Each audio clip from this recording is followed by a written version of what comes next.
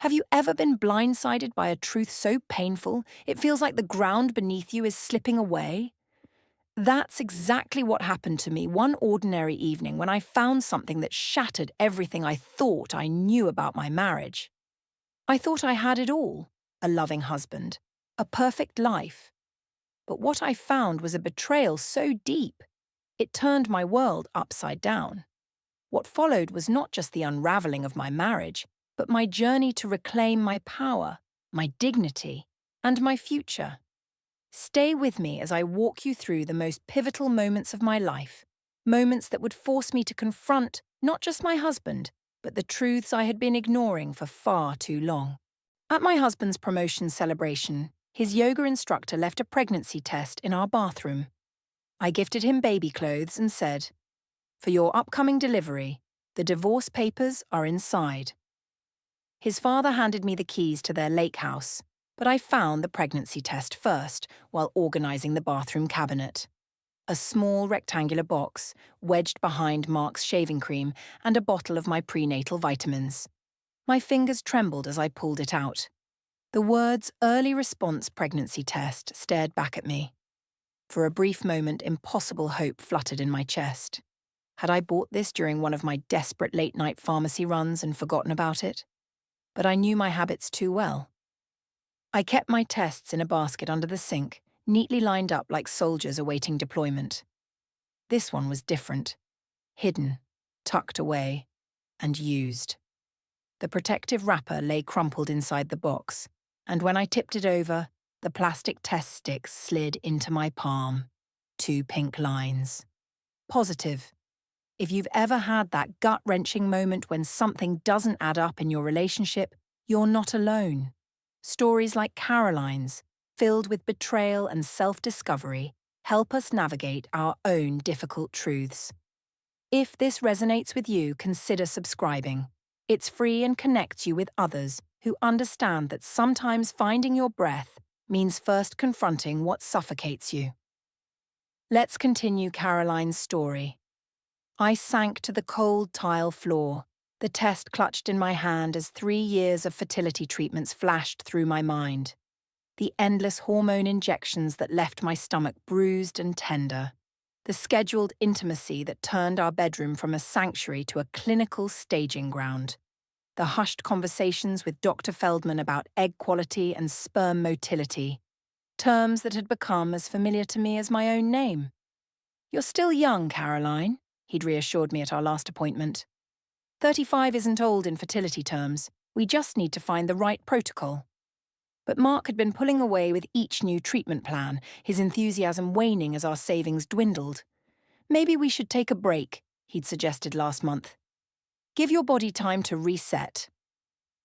I'd reluctantly agreed, thinking he was concerned for my well-being. But now the evidence of his true concern lay cold against my skin. When headlights swept across the bathroom window, I straightened up. Mark was home. I tucked the test into the pocket of my robe and splashed cold water on my face, studying my reflection. My eyes were too bright, my skin pale. I looked like what I was, a woman on the edge of shattering. "Caro, you home?" His voice echoed from downstairs, casual and light, as if he hadn't hidden another woman's pregnancy test in our bathroom. I took a deep breath, trying to steady myself, gripping the edge of the sink. Was this actually happening? "Yeah," I called back, my voice impressively normal. He appeared in the doorway moments later, his gym bag slung over his shoulder, dark hair still damp from what I assumed was a post-workout shower. He always considered it. My husband, never wanting to bring his sweat home to me. "You okay?" "You look pale," he said, his brow furrowing with what seemed like genuine concern. I held out the test, watching his expression carefully. "I found this," I said. His face traveled through a series of micro-expressions so quickly I almost missed them. Shock, panic, calculation, and finally confusion. "What's this?" he asked, taking it from me, turning it over in his hands as if he'd never seen a pregnancy test before. Laughable considering how many times he'd sat beside me waiting for lines to appear. Don't. My voice came out sharper than I intended. Just don't. Caro, I don't know what you're thinking, but it was hidden behind your shaving cream. His voice was defensive. It's positive and it's not mine. Each word felt like glass in my throat. Mark's face settled into something approaching earnest concern. It must be old, from when we were trying before the last treatment cycle. I keep mine in the basket. You know that. My voice remained steady while my world splintered around me. And this is recent. The expiration date on the box is next year. I don't know how it got there, he shrugged, reaching to pull me into a hug that I sidestepped. Maybe the cleaning lady has issues she's hiding from her husband. Maria is 62, Mark, and she's been widowed for 5 years. A flicker of annoyance crossed his face. Then I don't know what to tell you. You're clearly looking for something that isn't there.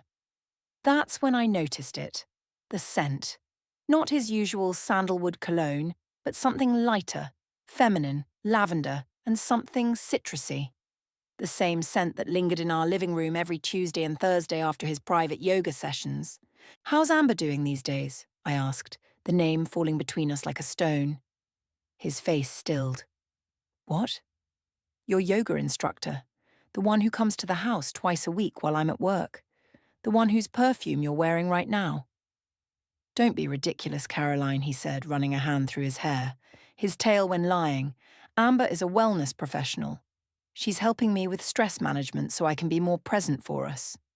For us, I repeated, a hollow laugh escaping me. Is she pregnant, Mark? This conversation is insane. He tossed the test into the trash can. I'm going to shower and change. We can talk when you're thinking clearly. I stood frozen as he walked past me. The bathroom suddenly felt suffocating, the walls pressing in on me. On autopilot, I retrieved the test from the trash, wrapped it in tissue and placed it in my jewellery box, evidence of a crime committed against our marriage. Downstairs, I poured myself a glass of wine, the expensive Cabernet we'd been saving for a special occasion. 3 years of avoiding alcohol during fertility treatments had left me with a low tolerance, and the wine hit my empty stomach with alarming speed. I found myself scrolling through our shared photo album on my phone, stopping on images from our anniversary trip to Napa Valley last year. There was Mark, arm around my waist, both of us smiling against a backdrop of vineyards. Was he already seeing her then? Was I already being replaced? When he came downstairs in fresh clothes, hair still wet from his second shower of the evening, I was sitting at the kitchen island with my laptop open to Amber's Instagram page. She was 28, a certified yoga instructor. Recent posts featured green smoothies, challenging poses on the beach, and inspirational quotes about manifesting your true path. What are you doing? Mark's voice was tight. Getting to know the woman who's apparently carrying your child. I didn't look up from the screen. She's very bendy. This is crazy, Caroline, he snapped. I'm not having an affair with Amber. She's my yoga instructor who comes to our house for private sessions. I scrolled to an image of her in a sports bra, demonstrating what the caption called breathwork for anxiety relief, because the studio is crowded and distracting. You're making connections that don't exist. He grabbed a beer from the fridge, his movements sharp with frustration. I've been working 60-hour weeks to make partner. When exactly do you think I'm conducting this elaborate affair? The question hung in the air between us. It was reasonable, logical, but the test in my jewellery box wasn't a product of my imagination. That night, Mark fell asleep almost immediately, his breathing deep and even. I lay awake beside him, thinking of the extra shower, the subtle scent of lavender, the way he tossed the evidence away so casually. At 2 a.m., I slipped out of bed and took my laptop to the guest room, where I spent hours researching divorce attorneys in our area. By dawn, I had a short list of names and a hollow pit in my stomach where 13 years of marriage used to be. I watched the sunrise through the guest room window, feeling the strange clarity that comes with absolute certainty. My husband was having an affair with his yoga instructor. She was pregnant, and I had decisions to make. I couldn't confront Mark with nothing but a pregnancy test and suspicions. I needed proof, irrefutable evidence that would hold up when he inevitably tried to twist the narrative. So I became a detective in my own marriage, a role I never imagined playing. 3 days after finding the test, I called in sick to work and parked my car 2 blocks from our house. From there, I watched Mark leave for what should have been the office, but instead, he drove in the opposite direction. I followed at a careful distance, thanking the universe for my nondescript grey sedan against his flashy Tesla. 30 minutes later, I watched him pull into the parking lot of Westlake Women's Clinic, the same fertility centre where we'd spent countless hours together.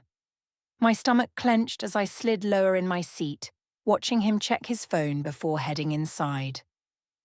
10 minutes later, Amber emerged from her white Jeep, a hand resting protectively over her still flat stomach.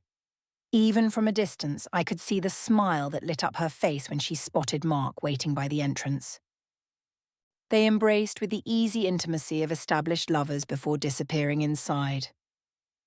I sat frozen in my car, my knuckles white against the steering wheel. The prenatal vitamins in our bathroom suddenly made sense. Not mine at all, but kept there for her visits. How many times had she been in our home, using our shower, maybe even sleeping in our bed? Taking a deep breath, I pulled out my phone and did something I'd never done before. I opened our cell phone account and clicked on Mark's detailed call history. There was a number called or texted almost daily, sometimes multiple times, often late at night when he claimed to be working. I saved the number, created a new contact labelled A, and continued my search. Our shared cloud storage was next. Mark had always insisted we keep our photos backed up together, in case something happened to one of our phones. Scrolling through the most recent uploads, I found nothing suspicious until I noticed a folder titled Workout Progress. Inside were dozens of photos of Amber in various yoga poses, some in what was unmistakably our living room. The most recent photo, time-stamped 2 days ago, showed her seated on our couch, smiling at the camera, her hand resting on a slightly rounded belly. My hands shook as I forwarded the most damning photos to my personal email, evidence accumulating like storm clouds. The next morning, I feigned sleep as Mark prepared for work. The moment his car left the driveway, I went to his home office and woke his laptop. We knew each other's passwords. Or at least I thought we did. His usual combination of our wedding date and first dog's name no longer worked.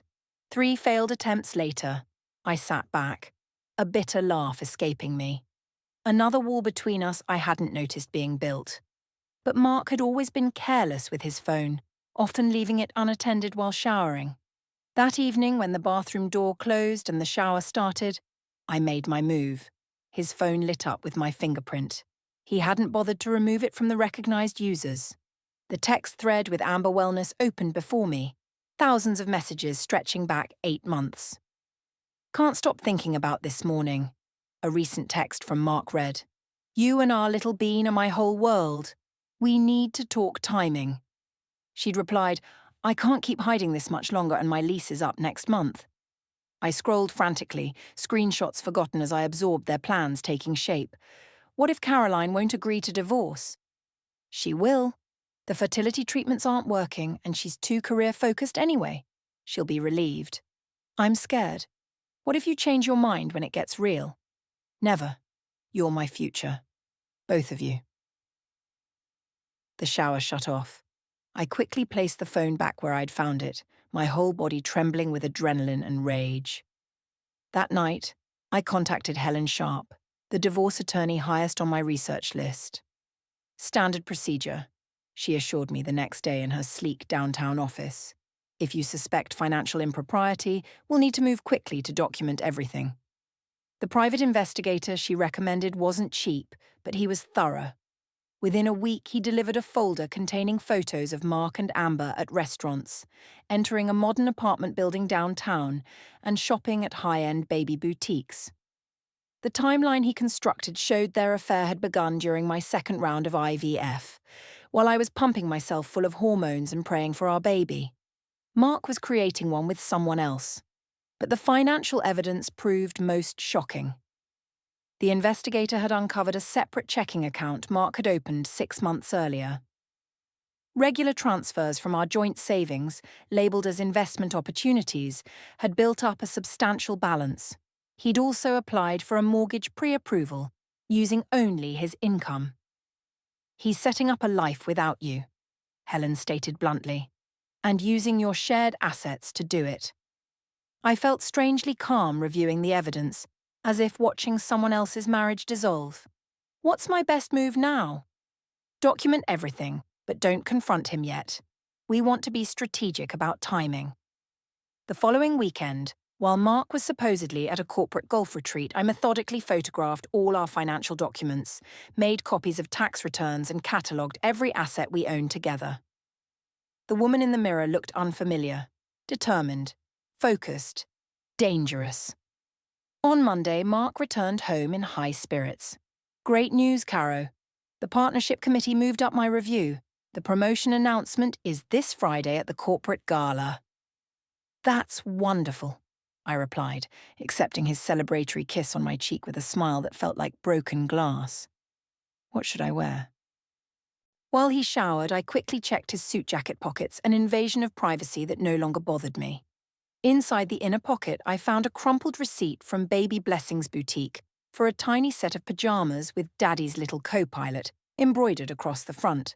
The date showed he'd purchased them just hours earlier, probably on his way home. I carefully replaced the receipt, a strange calm settling over me. His promotion celebration would now serve a dual purpose, one he couldn't possibly anticipate. After all, what better place to expose a betrayal than in front of everyone whose opinion he valued most? I needed caffeine and solitude to plan my next steps. The morning after discovering the baby clothes receipt, I drove to Elmwood, the quaint neighbourhood 20 minutes from our home, where Mark would never venture, too hipster for his corporate aesthetic.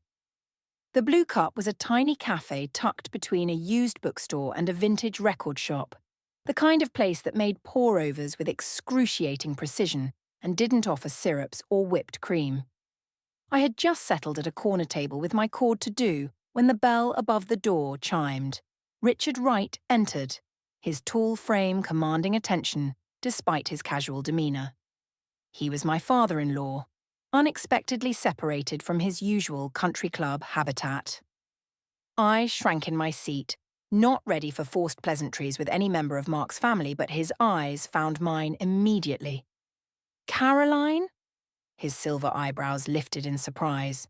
"What brings you to my secret hideaway?" Before I could fabricate an excuse, tears welled up without warning. I blinked rapidly, mortified at my sudden lack of composure in front of this man who had always seemed more like a business partner than family. Richard had maintained a polite distance since our wedding, attending holiday gatherings with appropriate gifts and inquiries about my work, but never pushing for a deeper connection. He hesitated only briefly before sliding into the chair opposite mine. "What's happened?" Perhaps it was the gentle concern in his voice, so unlike his son's recent coldness. Or maybe it was simply exhaustion from carrying my terrible knowledge alone. Whatever the reason, the truth spilled out between stifled sobs and whispered confessions, the pregnancy test, the prenatal appointment, the text messages, the separate accounts. I expected disbelief or defensiveness, but instead, a strange expression crossed Richard's weathered face. Recognition, followed by a resigned sadness. "He's his mother's son, after all," he said quietly, staring into the middle distance. "I had hoped, but patterns repeat, don't they?" "What do you mean?" I asked, my voice barely above a whisper. Richard's hands wrapped around his untouched coffee mug. "Elizabeth left us when Mark was 14, not for another man, as I let everyone believe, but for her yoga instructor, a woman named Serena." The revelation landed like a physical blow. "Mark never told me," I said, barely able to process it. "No, he wouldn't have. He constructed a convenient narrative that his mother abandoned us for her career in California, easier than facing the truth." "But you never corrected it?" Richard's smile didn't reach his eyes. What father wants to admit he didn't see the signs that his wife was living a double life under his roof, that he wasn't enough? I leaned forward. You knew about Mark and Amber? Suspected, he said. Mark's been bringing her to the firm's events as his wellness consultant, the way he looks at her. He shook his head. I recognized it because I once looked at Elizabeth the same way. Why didn't you warn me? I couldn't keep the accusation from my voice. Would you have believed me without evidence? Richard sighed. Besides, I hoped marriage to someone as grounded as you might break the cycle, that he'd make different choices than his mother. We sat in silence, two people connected by the same betrayal across generations. I felt an unexpected kinship with this man who had always seemed so remote. What will you do now? Richard finally asked. I'm meeting with my lawyer tomorrow to file for divorce. My voice sounded stronger than I felt. But first, I'm going to attend his promotion celebration on Friday. Something shifted in Richard's expression, perhaps a gleam of respect or even approval. The entire executive team will be there, including me. I know. That's why I'm going, I replied coolly. Richard leaned back, studying me with new interest. You're planning something. It wasn't a question, but I answered anyway. He doesn't get to sculpt the narrative this time.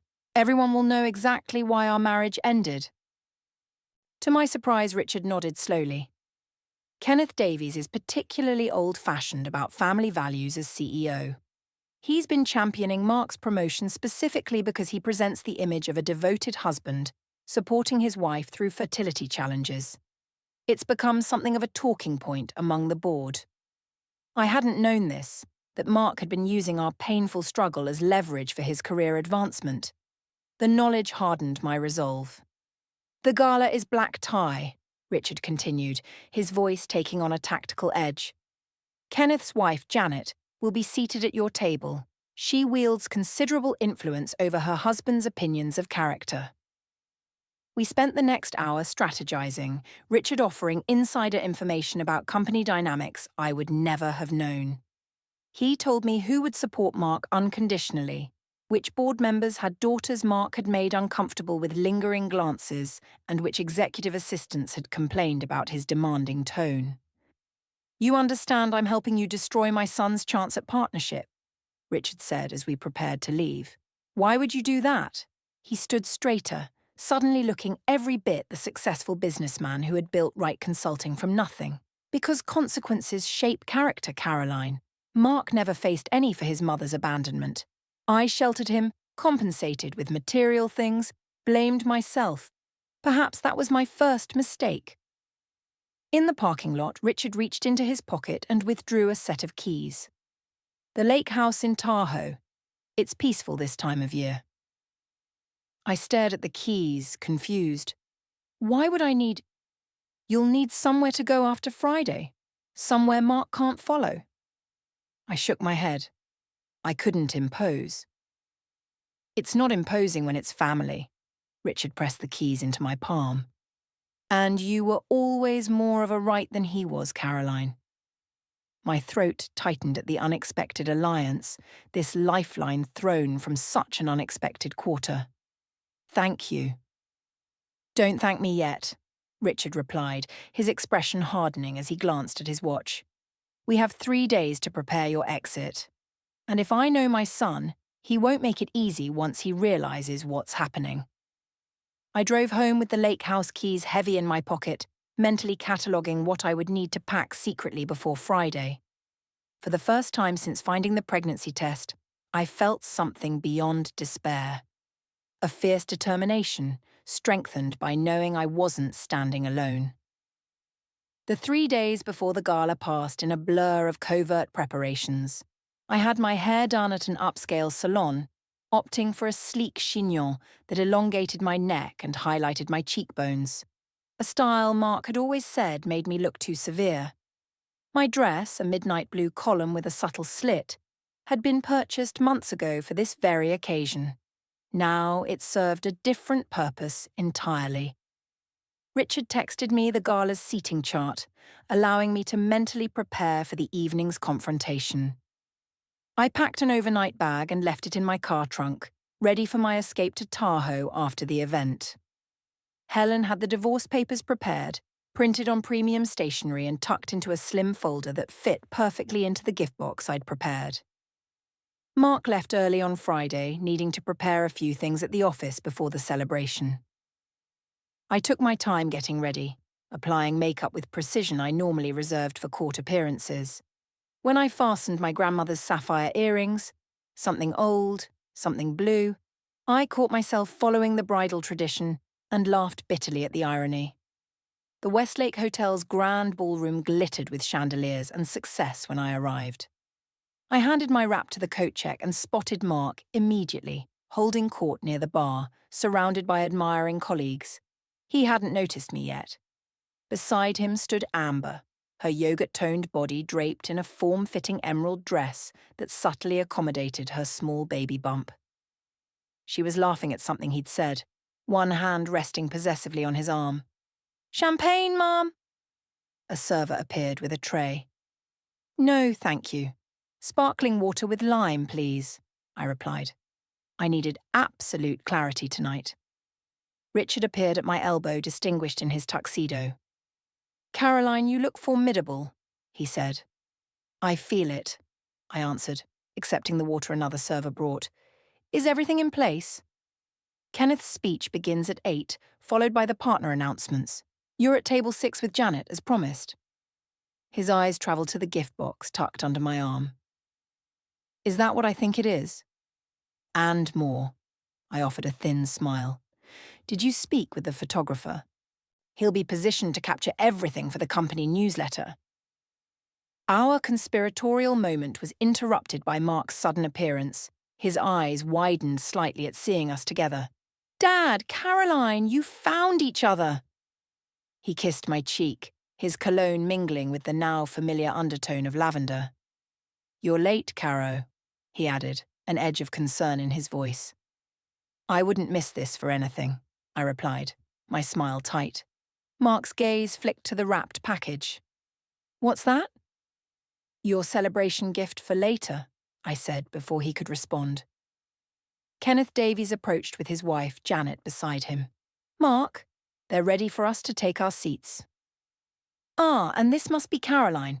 I've heard so much about your strength through these difficult times," he said, offering his hand. I shook it, noting the way Mark shifted uncomfortably beside me. "That's very kind," I replied.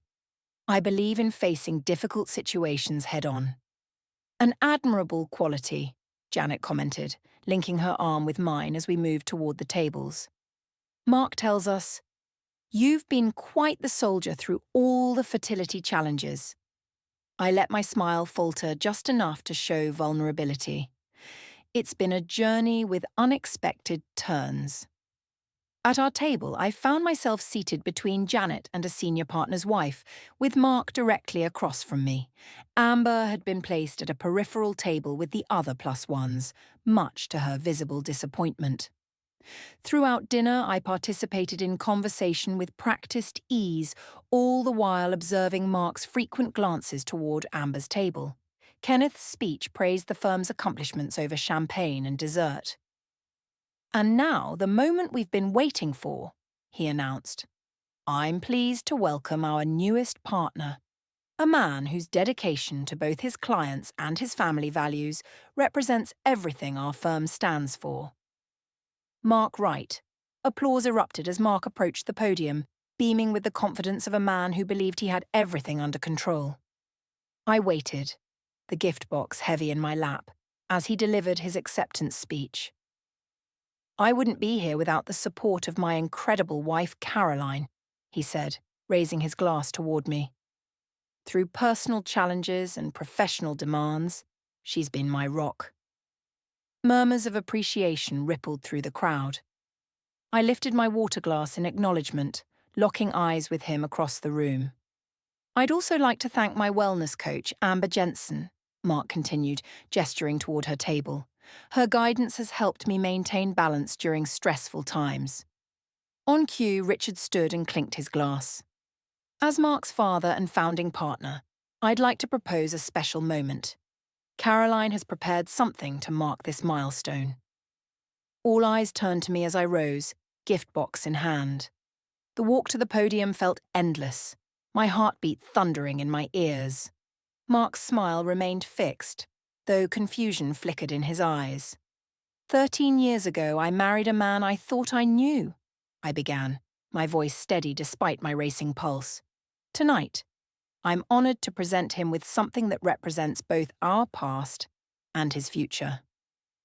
I handed him the box, watching as he unwrapped it with growing uncertainty. His expression collapsed from confusion to horror as he lifted out the tiny Daddy's Little Co-Pilot outfit, the very one from the receipt I'd found. Congratulations are in order, I continued, addressing the now silent room. Not just on making partner, but on Mark's upcoming delivery, a new baby, and a new life. Gasps rippled through the audience as Mark's face drained of colour.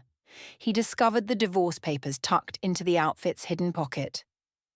Unfortunately, I won't be part of that delivery, but I'm sure Amber will make an excellent mother, I added. On cue, all eyes turned to Amber, who had risen halfway from her seat, her hand protectively covering her stomach. "This is inappropriate," Mark hissed, grabbing my elbow. I pulled away, my voice carrying clearly through the stunned silence. "What's inappropriate is promising to leave your wife for months while using her fertility struggles as a sympathy card for promotion." "You knew," Amber's voice rang out suddenly. "He told me you had an arrangement, that you were staying married in name only until after his partnership came through." Kenneth Davies stood abruptly, his face thunderous. "Right. My office. First thing Monday." As security discreetly approached, several women from the executive team, including 2 senior partners I recognized from Richard's descriptions, moved to form a protective semicircle around me. "Let's get you some air," offered Diane Keller, the firm's most senior female partner, guiding me toward the exit. Whispers erupted throughout the ballroom. I caught Richard's eye as we left. His slight nod confirmed what we both knew. Mark's carefully constructed world had just collapsed entirely, in exactly the public manner he had always feared most. Diane Keller walked me to my car, her arms steady around my shoulders. "That was the most spectacular takedown I've ever witnessed," she said with undisguised admiration. "I've been hoping someone would expose Mark's true character for years. Thank you for stepping in," I replied, fumbling for my keys, my hands surprisingly steady despite the adrenaline coursing through me. "We protect our own," she said, handing me her business card. "Call me when you're ready to talk about returning to law. A litigator with your backbone would be an asset to our firm." I hadn't practiced law since marrying Mark and joining his company's legal department, a compromise that had gradually morphed into abandoning my career entirely. The possibility of returning to courtroom work felt like recovering a lost limb. That night, I drove straight to Tahoe, watching the city lights recede in my rearview mirror.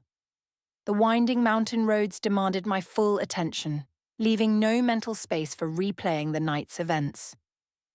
By the time I pulled up to Richard's lake house, exhaustion had numbed the edges of my emotions. The cabin was larger than I remembered from our few weekend visits, its timber frames silhouetted against the starry sky. Inside, I found fresh linens on the beds, firewood stacked neatly, and the refrigerator stocked with essentials. Richard had prepared for my arrival with his usual thoroughness. I slept dreamlessly that first night, waking to sunlight filtering through pine trees and the gentle sound of waves lapping against the shore. No alarms, no schedules, no expectations, just me and the water in the mountains. My phone had accumulated 37 missed calls and 29 texts, most from Mark, a few from concerned friends who had heard distorted versions of the story, and one from Richard confirming he would handle the immediate fallout. I silenced all notifications except for his and my lawyers, then made coffee to enjoy on the deck. The divorce proceedings moved with surprising efficiency. Mark didn't contest the separation. perhaps understanding that the optics would only worsen if he fought it. His partnership offer had been rescinded, though Kenneth had stopped short of firing him outright, likely due to Richard's influence. 2 weeks into my lake house exile, Richard arrived with a folder of documents. "You might want to review these," he said, spreading them across the kitchen island. Property deeds, transfer documents. The lake house had been moved out of the Wright family trust and into my name exclusively. "I can't accept this," I protested, staring at the paperwork. "It's too much." Richard's expression remained impassive. "Consider it compensation for time served. Mark used your shared assets to finance his affair. This merely balances the scales." "It's worth millions," I said quietly. "Yes," Richard replied, pouring himself a cup of coffee with unhurried movements. "I've had a long and prosperous career, Caroline. No one needs 3 vacation properties. Besides, you're the only one who ever appreciated this place properly." I remembered the weekends I'd spent here while Mark remained in the city for urgent work matters, now revealed as assignations with Amber. I'd kayaked alone on the lake, hiked the surrounding trails, and fallen in love with the peaceful isolation Mark had always found boring. "Thank you," I finally said, accepting both the gift and the symbolic severance it represented from my old life. A month into my residency, a courier delivered a package from Westlake Fertility Center. Inside was a letter from Dr. Feldman, expressing regret about my personal situation and offering to continue my fertility journey independently if I wished. Accompanying the letter was a catalogue of donor profiles, men whose genetic material could help create the child I'd spent years hoping for. I spread the profiles across my dining table, studying faces and backgrounds with clinical detachment.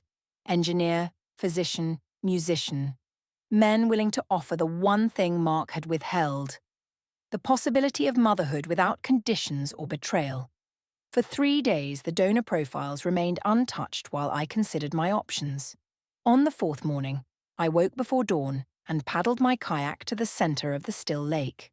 As the sun crested the mountains, painting the water in gold and crimson, I realized I wasn't ready to make that decision from a place of reaction or revenge. If I chose motherhood, it would be because I genuinely wanted it for myself, not because I'd been denied it by Mark's duplicity. I returned the profiles to their folder, neither accepting nor rejecting the possibility. For now, it was enough to breathe without the weight of failed expectations. Summer turned to fall, and the aspens surrounding the lake blazed in yellow splendor.